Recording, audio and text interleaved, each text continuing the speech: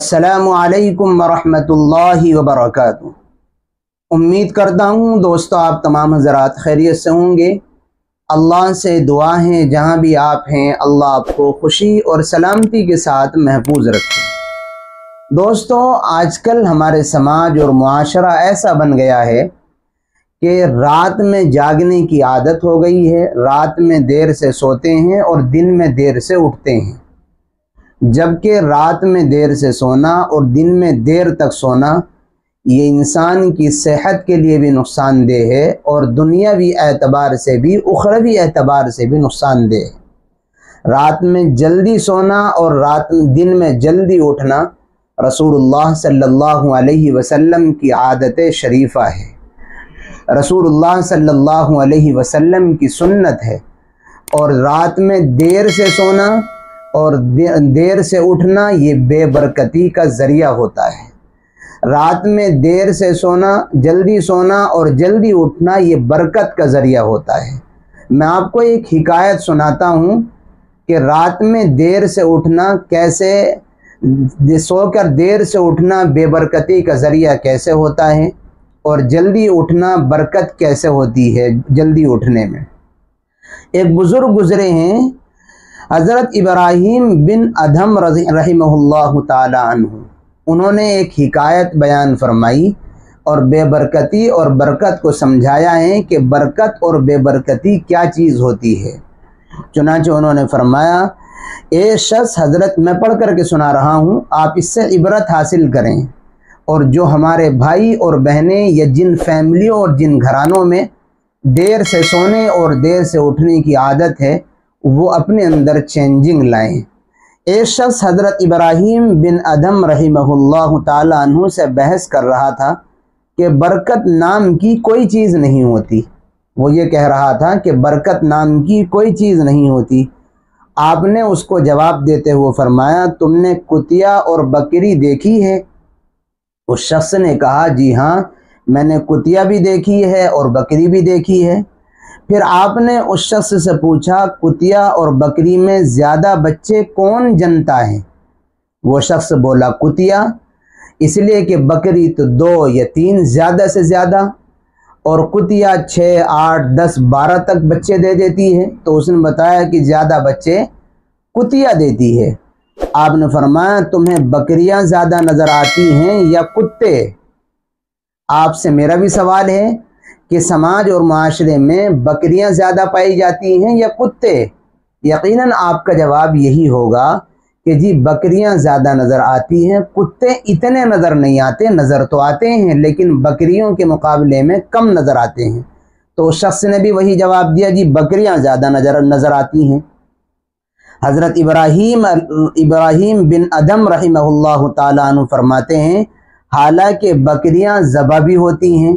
कुर्बानी के मौके पर कितनी बकरियां ज़बा हो जाती हैं, लाखों करोड़ों कितने बकरियां अल्लाह के नाम पर कुर्बान किए जाते हैं, ज़बा किए जाते हैं।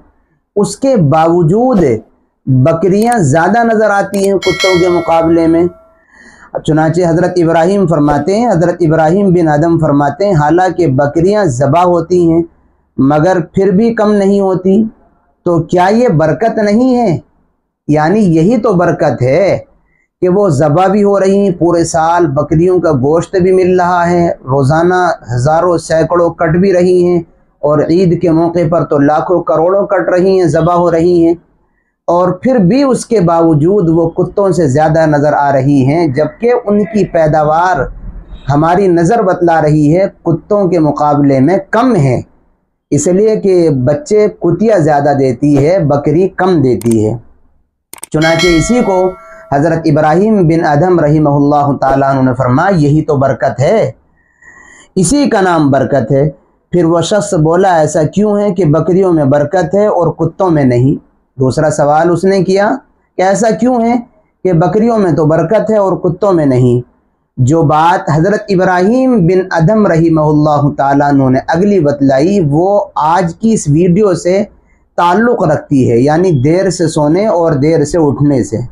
आप फरमाते हैं कि बकरियां रात होते ही फ़ौरन सो जाती हैं और फजर से पहले उठ जाती हैं और यही नुज़ूल रहमत का वक्त होता है।